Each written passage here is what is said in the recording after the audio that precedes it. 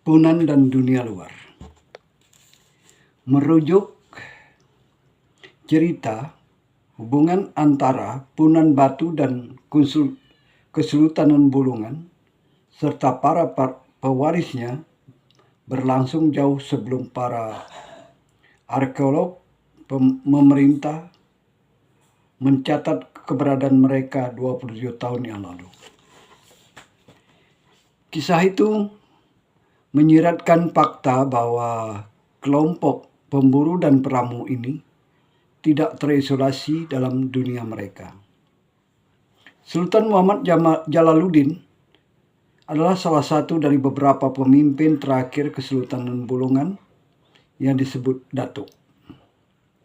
Mengaku masuk ke hutan dan bertemu dengan orang-orang Punan Batu pada tahun 1965.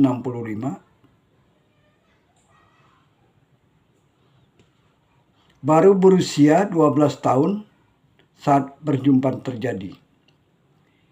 Walau saya datang dengan orang tua saya baru masuk hutan lagi sesudah menjadi PNS tahun 1994. Dari datuk nenek moyang kami di Kesultanan Bulungan sudah mengembara.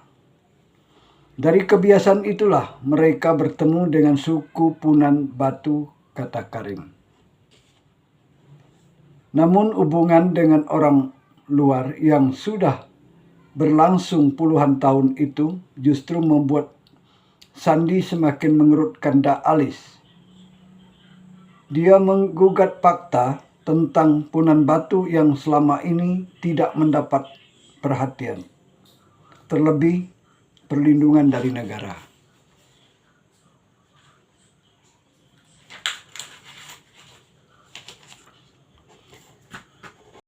Selain hutan mereka tidak terbentang jauh dari pusat pemerintahan daerah, segelintir orang sudah mengetahui keberadaan Punan Batu sejak bertahun-tahun lalu.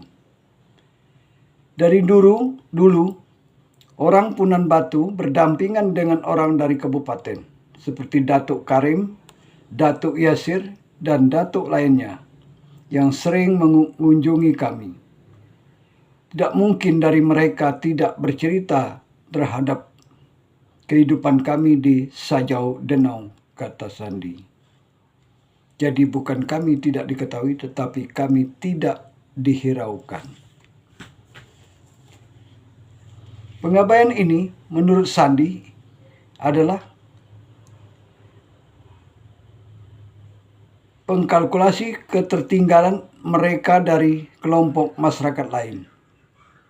Mayoritas orang Punan Batu tidak bisa baca tulis, kecuali sebagian pemuda yang belakangan ini rutin keluar untuk menjual kayu dan madu. Sandi berkata, pengabaian itu juga membuat orang-orang Punan Batu yang selama ini sakit tidak pernah mendapat pengobatan. Dua anak Sandi, Rizka dan Dona, meninggal sebelum menyentuh usia 10 tahun, masing-masing tahun 2004 dan tahun 2008. Dia yakin satu dari dua mendiang suku anaknya mengidap malaria. Karena ketiadaan pelayanan kesehatan dari pemerintah itu juga di sepanjang sejarah Punan Batu, setiap perempuan hamil dan bersalin tanpa bantuan bidan atau tenaga medis, banyak kejadian bayi meninggal, kata Sandi. Pertanyaan yang muncul kemudian, apakah para datuk pemegang Gunung Benau selama ini hanya mengambil untung dari hutan dan tidak peduli mereka? Saya sudah perjuangkan mereka. Saya sudah lapor kepada pemerintah, kata Karim.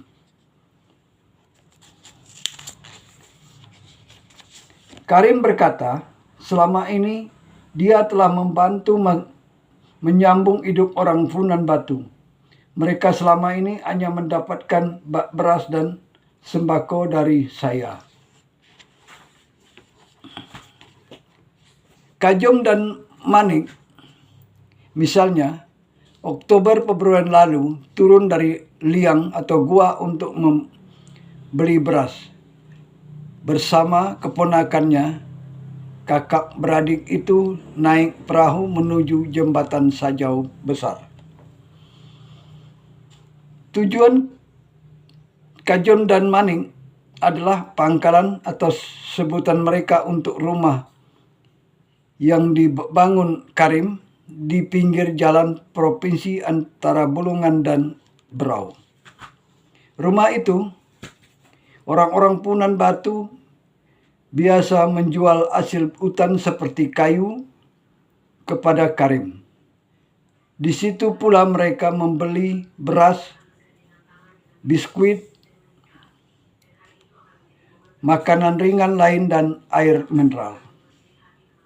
Kami dulu jarang turun ke pangkalan, kecuali betul-betul ada kebutuhan seperti membeli rokok. Mungkin 3 bulan sekali, kata Manik.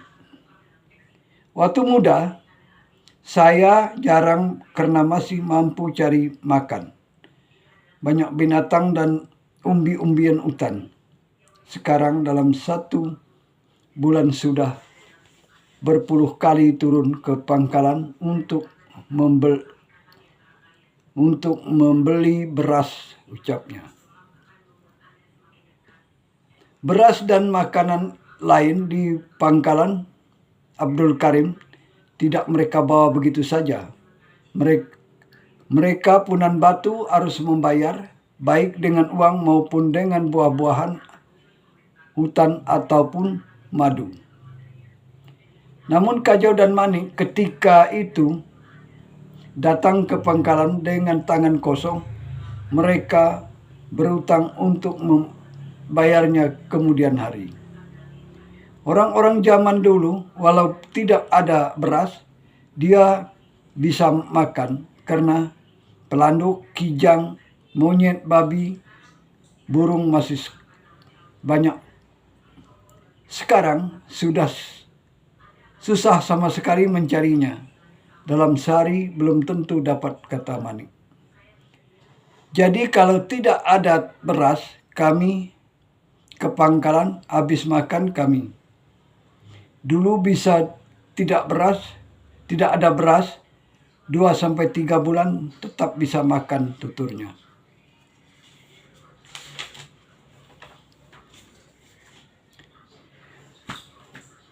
Walau berutang kepada Abdul Karim, warga Punan Batu menganggap salah pewarisan Gunung Batu itu sebagai penyelamat Karim.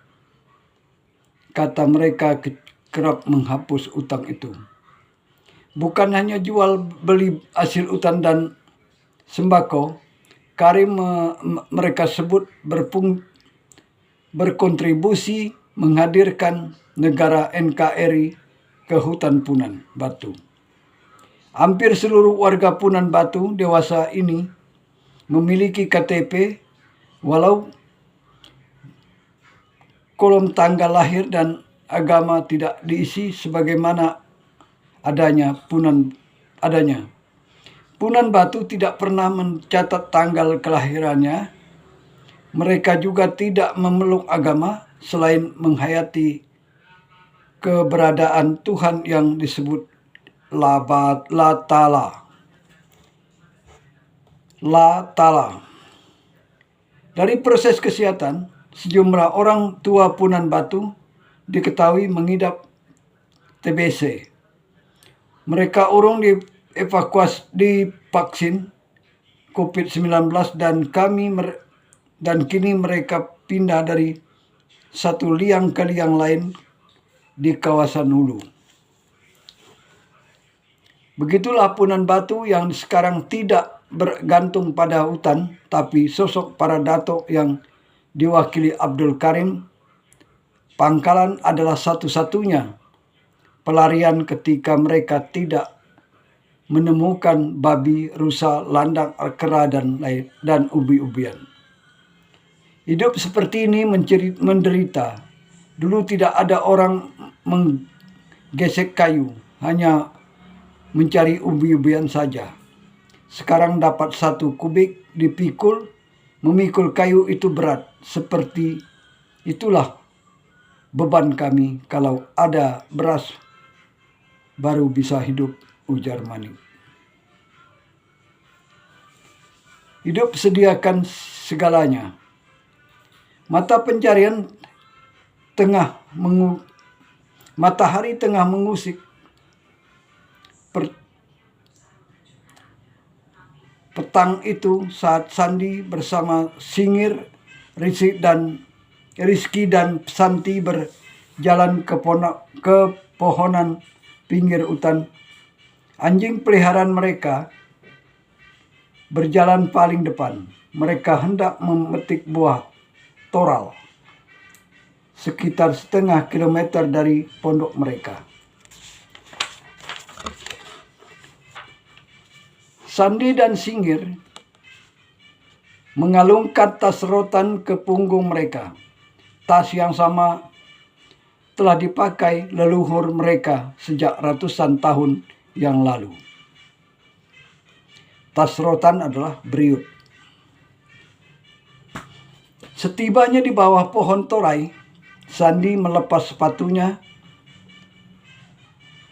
Dia membelah kulit kayu, kemudian mengikatnya hingga menyerupai tali daya kantuk disebut temeran. Sandi menyimpan kulit kayu itu kedua mata kakinya. Kulit kayu tadi menjadi sebuah bantalan kaki yang memudahkannya memanjat. Kurang dari 5 detik, Sandi sudah berada di pucuk torai sehingga setinggi 10 meter. Ia melontarkan kata-katanya tapi terdengar sayup-sayup.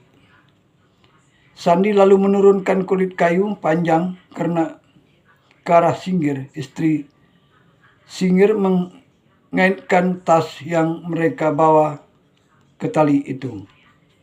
Kemudian ditarik ke atas oleh Sandi menjadi wadah kecil panen torai.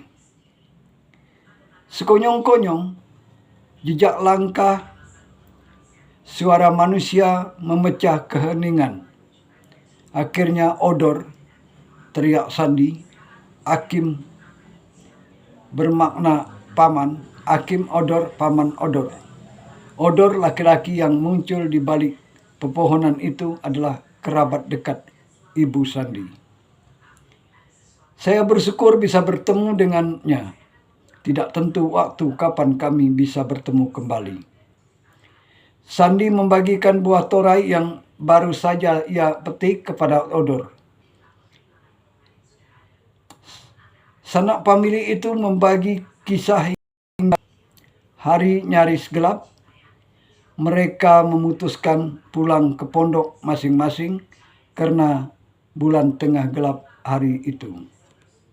Perjumpaan semacam inilah yang terjadi di antara orang-orang Punan Batu. Kebiasaan berpindah kerap membuat mereka saling bersilang jalan.